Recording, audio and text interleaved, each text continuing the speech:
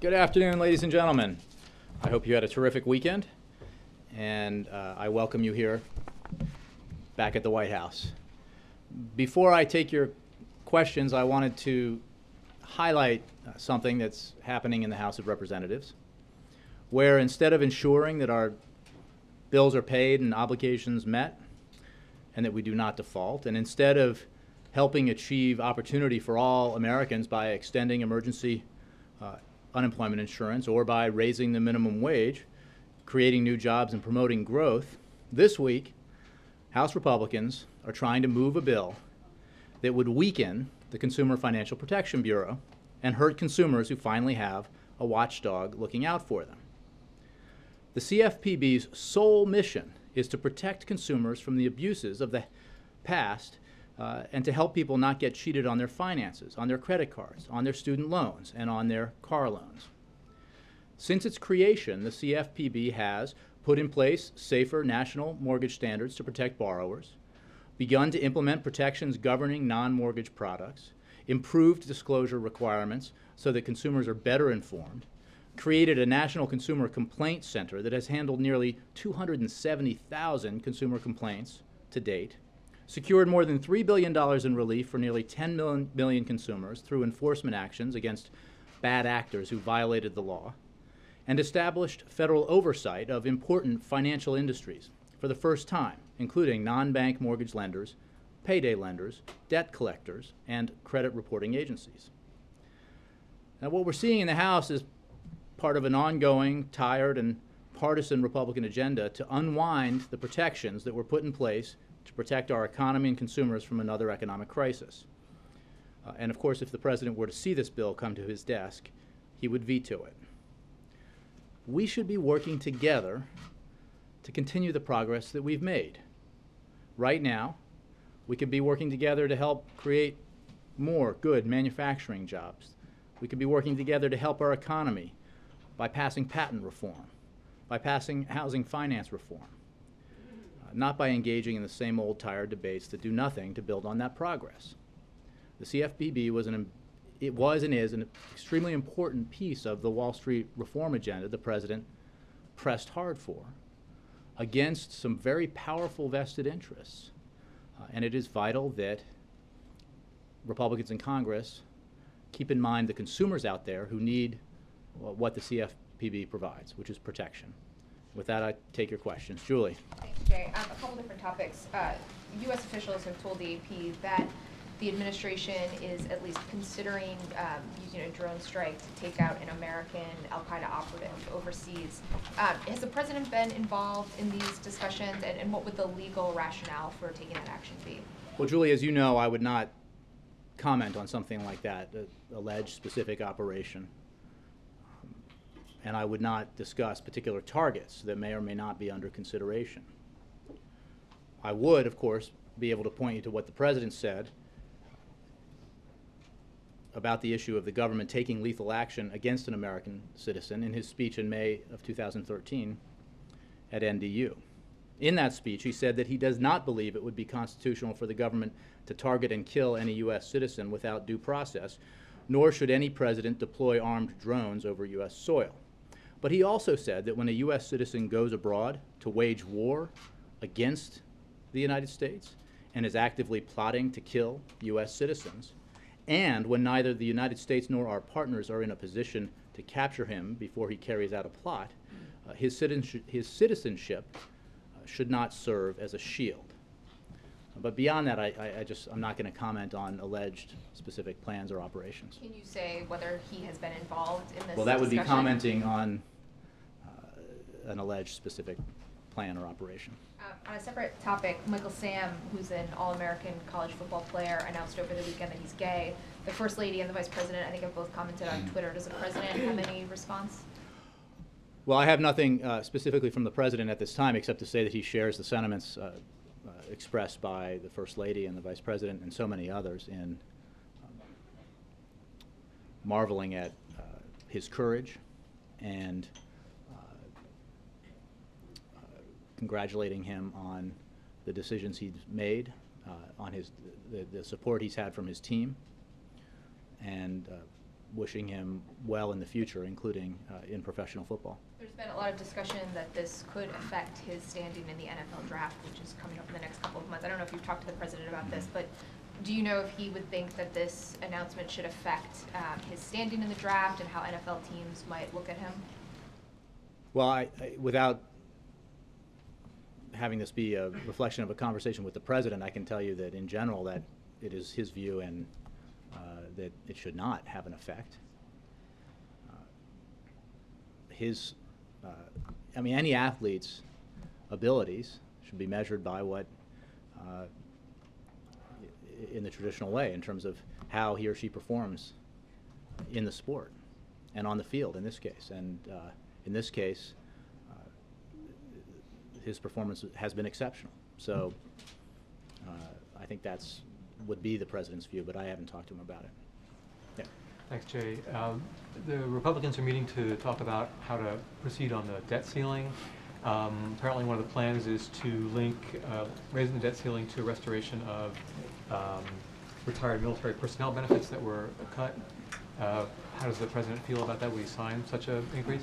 Our position on the responsibility of Congress to ensure that our debts are paid, that the bills that Congress racked up are paid, has not changed. We're not going to pay a ransom of any kind to, in return for Congress doing its job. So we'll take Republican leaders at their word when they say that they will not let the United States default, and they will not play the kind of brinksmanship that led to a shutdown last fall and to doubts about whether or not we might default. That did great harm to the economy, to the middle class, and to the Republican Party. So we're confident that Republicans will be true to their word here and simply take care of their business, do the right thing, and ensure that the debt ceiling is lifted. But does that mean that he would not sign a bill? You're speculating. I'm not going to get into a what if this were the bill or that were the bill. Our position has not changed. It hasn't changed for a long, long time. We're not negotiating over Congress's responsibility to pay its bills. On immigration, Senator Schumer said over the weekend, or suggested that perhaps one way to get the bill done would be to put off the effective implementation date of any immigration reform until after the 2016 election. Would that be acceptable to the president? Again, we've put out our principles. The president has strongly supported a bipartisan bill that passed the Senate that reflects those principles. We're now at a stage of waiting to see what the House can produce. There's been significant progress. Amid a lot of other discussion and debate, the fact is House Republicans and House Republican leaders have made progress on this issue. They put forward standards and principles of their own, and those principles contrast pretty significantly with the de facto position held by Republicans as recently as last year, which was self-deportation. So we will wait to see what the House produces. The need for comprehensive immigration reform is stronger every day. The benefit that it would provide to our economy, to our middle class, to the security of our borders, and to our capacity to be a magnet for innovative entrepreneurs is as great today and greater today as it has ever been. So we believe the consensus here is significant and growing, that the House will act and do the right thing, not because the president says it should, but because so many voices out there are joined in unison calling on Congress to act. If there's anything that the American people want and agree on when it comes to Washington is action, as opposed to obstruction or inertia. And here's an opportunity for a bipartisan effort that, by every outside economic analysis, would do enormous good to our economy, for our middle class, and for our businesses, as well as our security. So there are solid reasons for Republicans as well as Democrats to move forward on this, and we look forward to that happening. If I can ask one last question on Cuba. The European Union has apparently agreed to launch negotiations with Cuba to increase trade, investment, and dialogue on human rights. How does the United States feel about this warming of ties? Has the United States consulted with the EU or vice versa on this matter? I'm not aware of that report. I would refer you to the State Department. Move around. Yes, ma'am. Thank you, Jay. I have two questions. Does the president have any schedule to visit South Korea coming his trip to Asia on April? I don't have any scheduling announcements to make today, beyond those that we've already made for upcoming travel. One more question. Last week at the National Player Breakfast, President Obama have mentioned about he have more working on the release of the Kenneth Bay from the North Korea. Do you have any specific plan to do? Well, I can tell you that we are deeply disappointed by the DPRK decision for a second time to rescind its invitation for Ambassador King to travel to Pyongyang to discuss Kenneth Bay's release. The DPRK announced publicly in May of 2013 that it would not use the fate of Kenneth Bay as a political bargaining chip. We remind the DPRK that the U.S. ROK military exercises are transparent, regularly scheduled, and defense-oriented. These exercises are in no way linked to Mr. Bay's case, and we believe they know that. We again call on the DPRK to grant Mr. Bay special amnesty and immediate release as a humanitarian gesture so that he may reunite with his family and seek medical care. We will continue to work actively to secure Mr. Bay's release. Per our long-standing offer, we remain prepared to send Ambassador King to North Korea in support of that effort. Yesterday, North Korean government announced that they canceled the Robert King visit to North Korea. How did you respond? Yeah, I just said that we are deeply disappointed by that decision, and would point to what the DPRK said in May of 2013, that it would not use the fate of Kenneth Bay as a political bargaining chip, and we are very disappointed by the cancellation of the invitation to Ambassador King on this issue, and we stand ready per our long-standing offer to dispatch Ambassador King to North Korea to help secure Kenneth Bay's release. Ann. Thank you very much. Following on Julie's question on the drones, the president clearly feels very deeply about the drone policy. Is this the kind of decision that would need to rise to the level of his desk? I appreciate the effort to ask the same question about a specific particular alleged reported action, but I'm not going to be able to discuss that kind of activity. I can point you to what the president said, and I think he spoke quite forthrightly about these issues in May of 2013 at NDU. At the University of Arkansas, archives have opened up records of good friend, close friend of Bill and Hillary Clinton's, Diane Blair, and it talks a lot about her personal notes, considerable notes about her discussions and friendship with them and what they said during the times they were in the White House. I don't know that you've discussed that with the president, some of the no, I have not. Comments, but at the time that those documents, the information was not accessible, was during the 2008 campaign, and Senator Obama held Hillary Clinton to account, saying that at the very time that she was using those records as a basis to demonstrate her own experience for office, that they weren't accessible, and he said, and I think, Hillary, that's a problem. Does the president have a different perspective now that perhaps that, now that he's been in office, that private records and remembrances for a political figure, especially a candidate, ought to be kept private? That's a long wind-up to a question I'm not sure I understand. You're saying, does the president have a view on Diane Blair's personal reminiscences? I have not discussed that with him, or how it would apply to him. But I'm sure I would point you to what he said in the past. I have not, no. Major? Jake, I know you can't and don't want to talk about the AP story on an operational basis or even to confirm it, but is there a protocol established since the president's speech that establishes a due process review within the various agencies involved, Defense, CIA, the White House, NSC, on cases like this where there's an ongoing war on terrorism or effort to deal with a potential terrorist threat that does involve an American And how does that process, can you give us any idea about how that process works and how it changed after the marker the President laid down in that National Defense University speech? Well, what I can tell you is the President laid out in pretty explicit detail his approach to these issues at that speech. I can tell you that the targeting of any American raises constitutional issues that are not present in other strikes.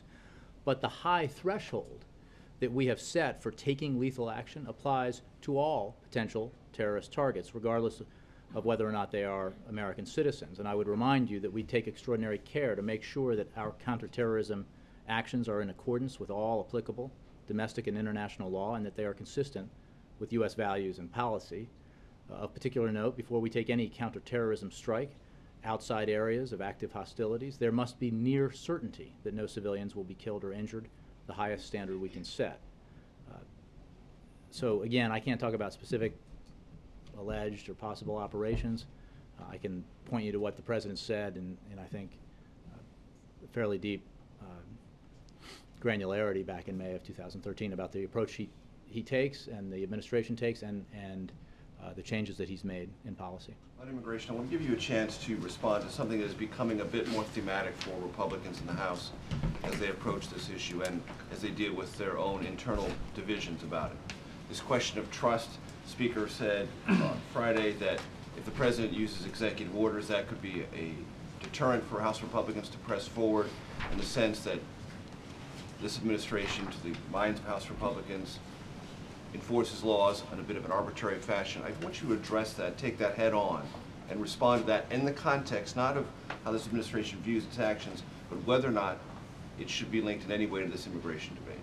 And does it pressurize the President to change behavior? I appreciate the question, and I am glad to answer it. First of all, the struggles the Republican Party has with this issue have nothing to do with the President. This is a tough issue for Republicans, as Republicans themselves acknowledge on the record all the time. It's certainly, those troubles, it is, I don't think stands up to scrutiny to suggest that the troubles Republicans have on this issue are the President's fault. Nor could they be attributed to a lack of trust. After all, when comprehensive immigration reform came up as an issue in 2006, when President George W. Bush was in office, Republicans killed it because of their internal divisions. Do you know how we know that? Because John Boehner said so on the record. So, again, we understand and are even sympathetic to the fact that this is a tough issue for Republicans. But nobody buys that a Republican reluctance to deal with and pass comprehensive immigration reform has to do with the issues that you lay out. It wasn't the case in 2006. It's not the case now. The reason why we need to get this done legislatively in a bipartisan way, because of all the benefits that passing comprehensive immigration reform would provide to our economy, and to our border security, and to our businesses. And as I said earlier, we're confident this is going to happen. We remain optimistic that 2014 is the year that it will happen, but not because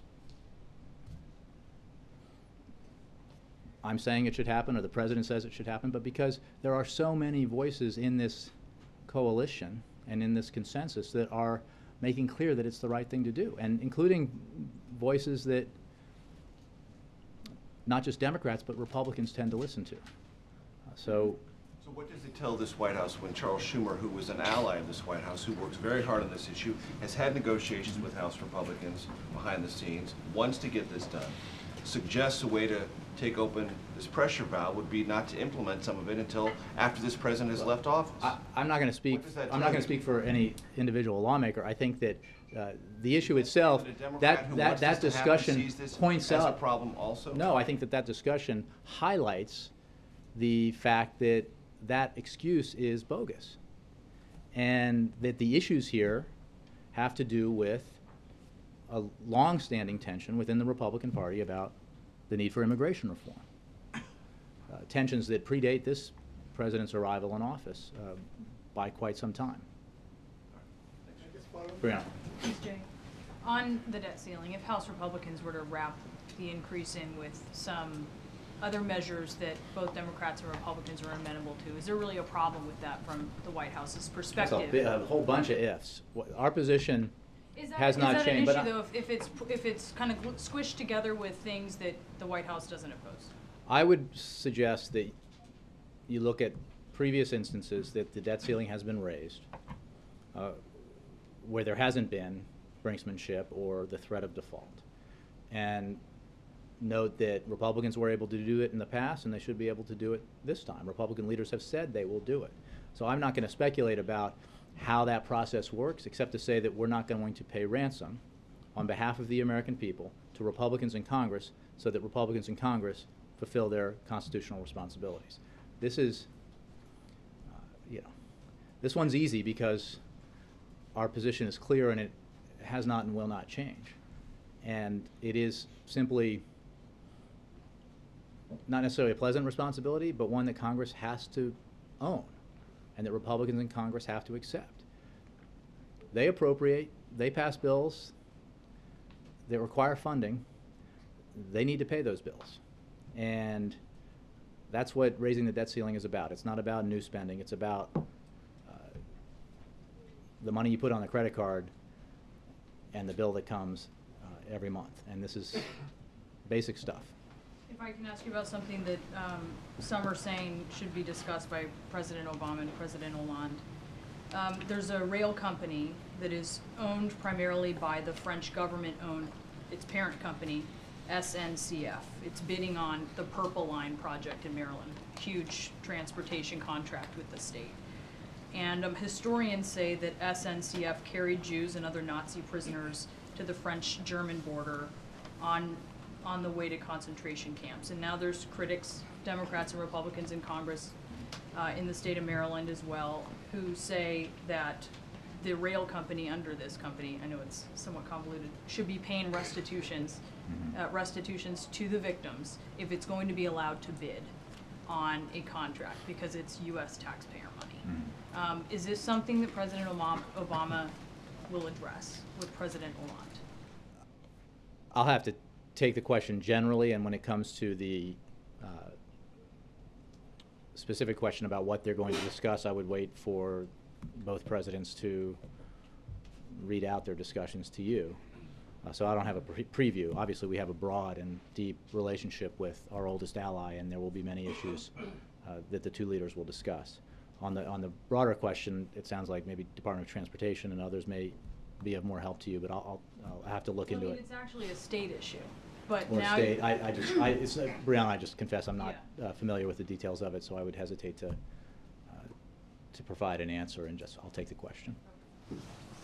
Jay, in Ed. the op-ed today, the two presidents start off by talking about Iran, and they hail success in what they call rolling back elements of Iran's nuclear program. But today there are reports about Iranian warships moving closer to U.S. borders. There's also reports where Iran is claiming that they successfully tested 2 missiles. I wonder if you could react to those reports and answer whether or not that casts more doubt on Iran's intentions in these talks. Well, first of all, there was an Iranian announcement that they are moving ships close to the United States, and we have no evidence that Iran is in fact sending ships close to the U.S. border. On the second issue, I don't have anything specific on that, but I can tell you that we have been clear that even as we work with the P5+1 to test the hypothesis that Iran is ready to meet its obligations to the international community with regards to its nuclear program, that we are at odds with Iran on a number of issues.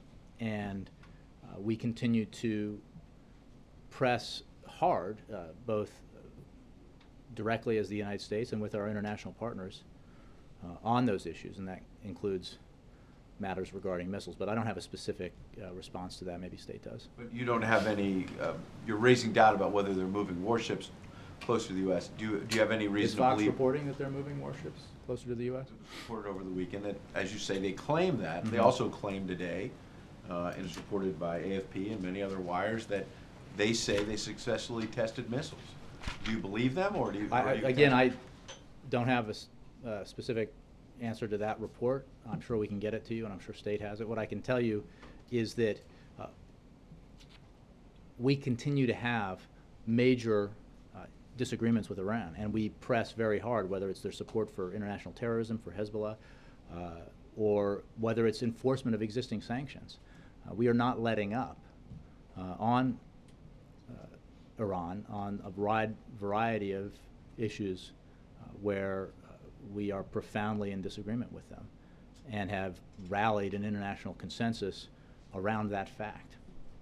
Can you also comment on, you spoke earlier about Michael Sam's announcement. Eric Holder, the Attorney General, made a substantive policy announcement over the weekend about making sure all employees of the Justice Department, anyone representing the U.S. government in court, other arenas, are making sure that same-sex marriage benefits go to as many people as possible. How far-reaching do you think this will be?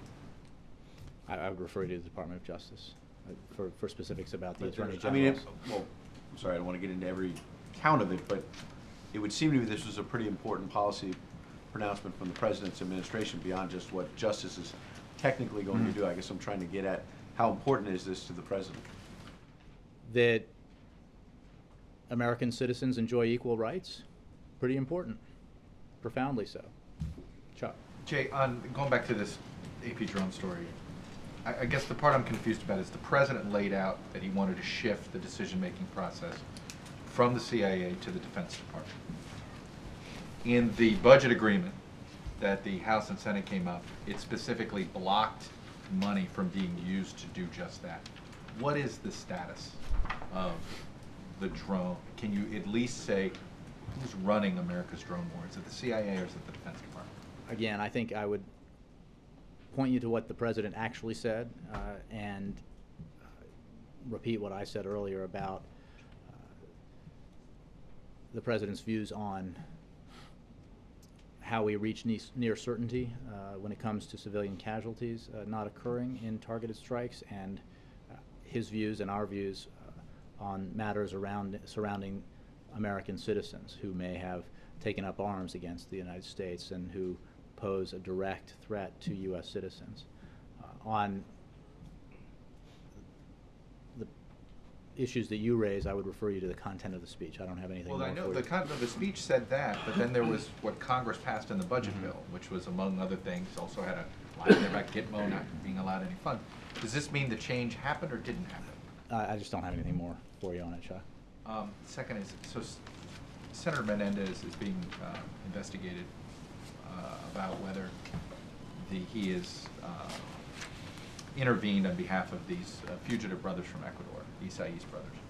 He told a colleague of mine on Friday that because the Obama administration has not pursued extradition of these brothers back to Ecuador, that it means the Obama administration agrees with Senator Menendez and that the White House agrees with Senator Menendez that they should not be extradited. Do you have any way that you can characterize this? No. Does anyone else? No, I mean, on issues of extradition, I would refer you to State and Justice, but I don't have any. Do you have any specific information on these? I don't. I do not. Yes, Angela. Speaking of Attorney General Holder, he told the New Yorker today he's going to step down sometime this year. What's the President's reaction to that? I haven't spoken to the President about that report. Yep. Does the White House or the administration have a position on whether it was rebels or the Syrian government that was behind the attacks this weekend on UN envoys? That's a good question. What I can tell you is that we're following developments and reports from Homs extremely closely. And we are aware of the conflicting reporting, but we're not, in terms of who is responsible, but are not in a position to confirm or corroborate these reports at this time. We are looking for further clarity and additional information as well. However, it does appear that whoever targeted the humanitarian aid convoys deliberately did not want the food and other assistance to get into Homs. What does that tell you? Based off of past words and actions, we all know which side in this conflict was in the past opposed to getting aid into Homs. So again, we're investigating conflicting reports, so we cannot confirm one way or the other at this time, but there is some past practice here and past rhetoric here that suggests who might be responsible. And there's some discussion of a potential UN resolution to make sure that the aid does get into homes. Is that something the U.S. would support? We support a humanitarian resolution in principle, as do other UN Security Council member states. The Security Council must actively support the principle that all barriers preventing humanitarian access to all parts of the country and all civilians be removed immediately. The United States has worked with our partners on the UN Security Council to develop a draft resolution that we feel includes provisions that go beyond the October 2nd Security Council presidential statement to address the need for greater humanitarian access. So we're continuing to work with Security Council member states on this issue. Leslie. Jay, going back to Eric Holder, public advocacy group today filed lawsuit in D.C. seeking to block the agreement between Justice and J.P. Morgan Chase, saying that it was an overreach of executive power. Given that the president was a constitutional scholar, would he agree that this case didn't go before a court or a judge? I think I would refer you to the Justice Department for that kind of ruling. Andre. Thank you, Jay. Obviously, the Olympics. What can you tell us about the president following the Olympics or not following the Olympics? Did he watch the opening ceremony? What did you think? Any other highlights you want to share? Well, I can tell you that the president's very excited by the fact that the games are underway, and there's been some terrific competition already, some amazing performances, including by some American snowboarders. But I have not gotten a detailed readout from the president yet as to which events he was able to catch and which he has just caught up on. But I think everyone here is thrilled that the games are underway and that the competition has been exciting thus far. Thank you. And on the other issue, the AP story, May was before Snowden came out, right?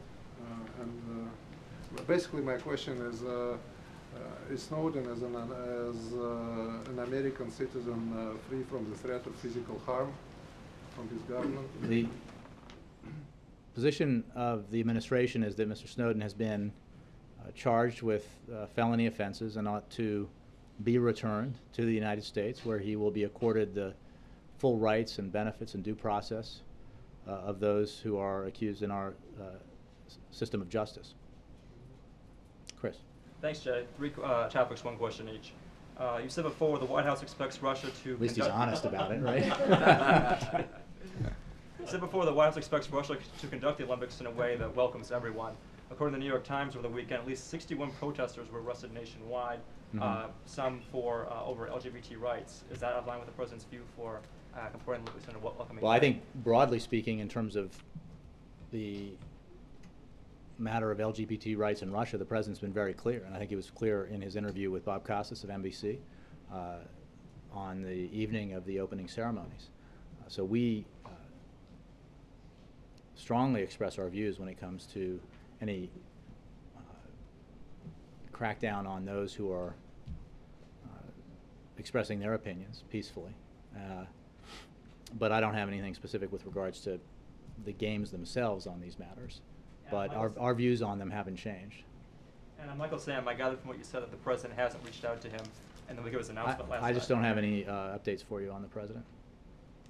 I just wonder because Jason Collins, he called Jason Collins when he came out last year. I'm just wondering why he didn't do the same thing for Michael Sam. I don't have anything on the president's schedule right now.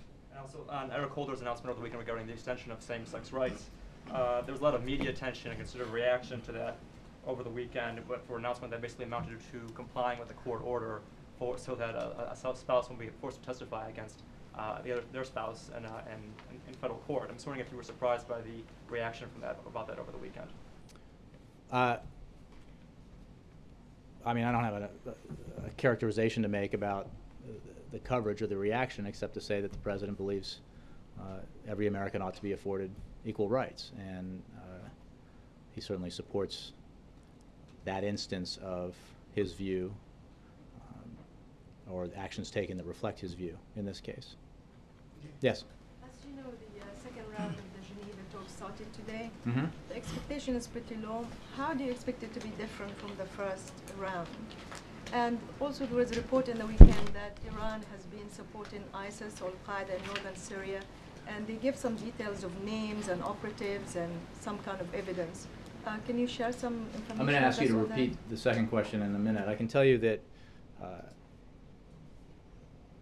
the second round of discussions did begin today in Geneva, and Joint Special Representative Brahimi met with the two sides separately to discuss the agenda of the second round. And we are pleased that these talks will continue. But there is obviously a lot of work ahead. And we recognize that this will be a long and difficult process.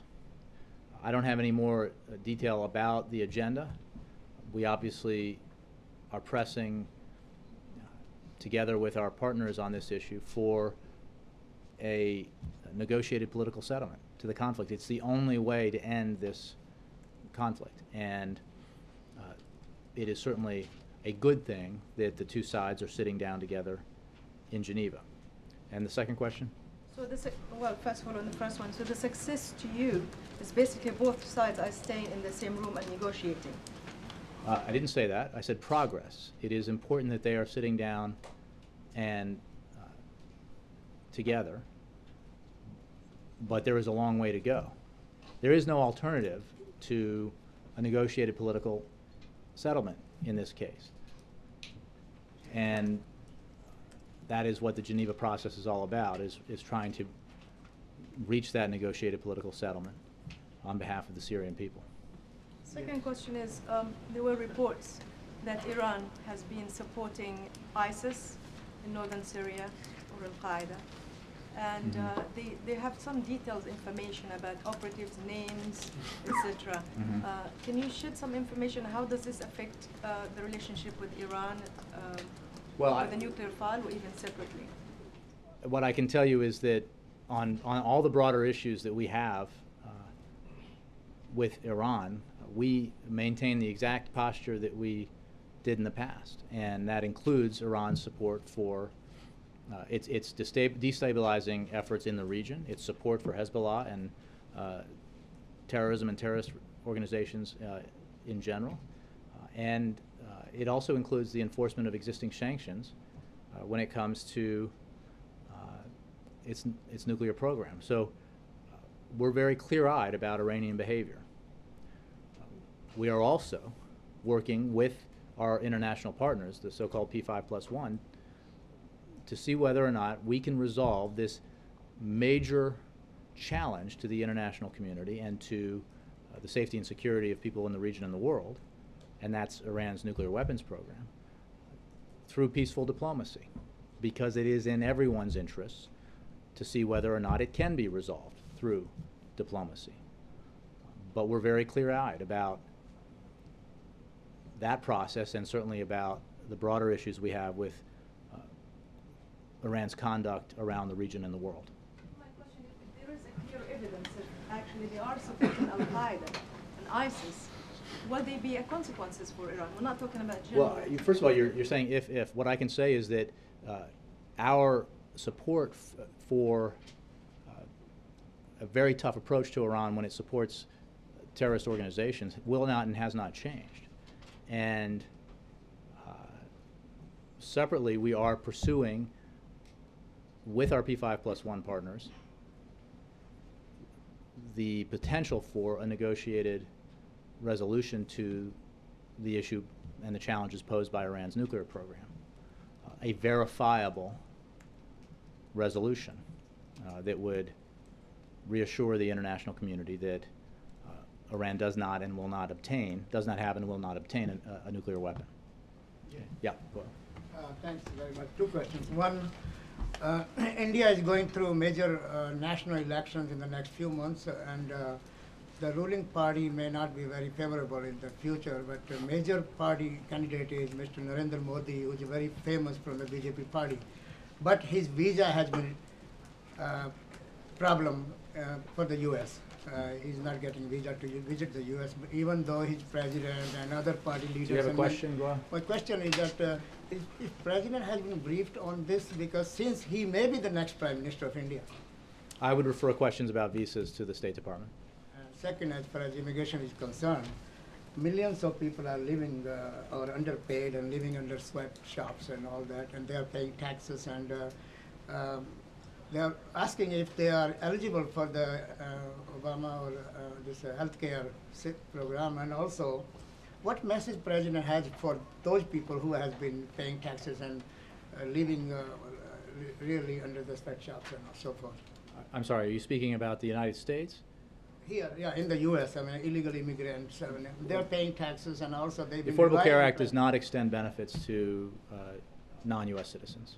So what they're asking really that they've been hoping that president will come out and support this immigration issue, and they are relying on him for the last 5+ years. Well, the president believes strongly that working with Democrats and Republicans in Congress, we need to pass comprehensive immigration reform, but the Affordable Care Act is very clear on this issue. Thanks, Jay. Thanks, everybody.